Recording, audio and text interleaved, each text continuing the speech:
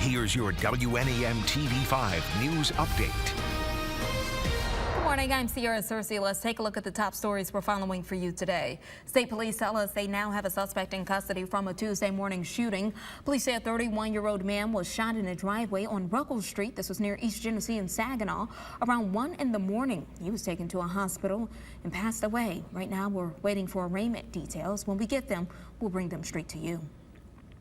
Genesee County Road Commission, other mid-Michigan communities preparing for today's heavy rains that Matthew has been alerting us to.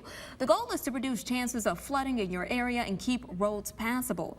With the rain and strong and steady winds expected, the Road Commission is focusing on keeping sewer storm drains clear and preparing for the possibility of downed trees. You can help by doing your part at home. Clear out your storm drains and catch basins, and don't drive or walk through high floodwaters. Take a look at some construction projects. Secord, Smallwood, Sanford, and Edenville dams. The Four Lakes Task Force having a meeting today. Earlier this month, the auxiliary spillway at Secord Dam was finished, raising the water level a 1.5 feet. Work was paused on Edenville Dam, funding for that project in limbo, but construction is still happening at Smallwood and Sanford dams. Tonight's webinar starts at 7.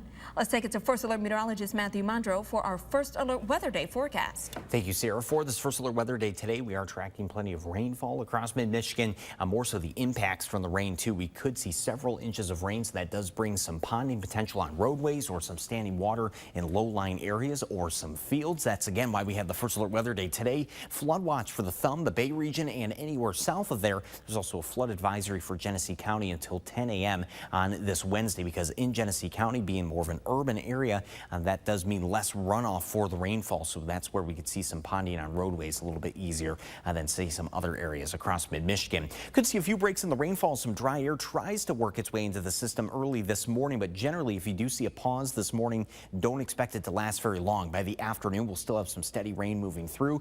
Really, the system doesn't leave until we head into the upcoming overnight.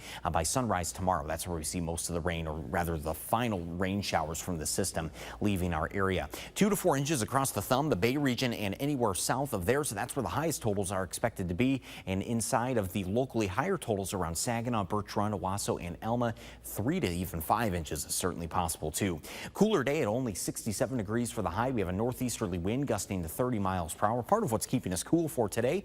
Right back near 80 on Thursday. And then by the upcoming weekend, we see temperatures in the mid-80s with higher humidity, so that means heat index values near 90 this upcoming weekend. Remember to tune into WNEM TV5 on air and online 24/7 for the latest news, weather, and information.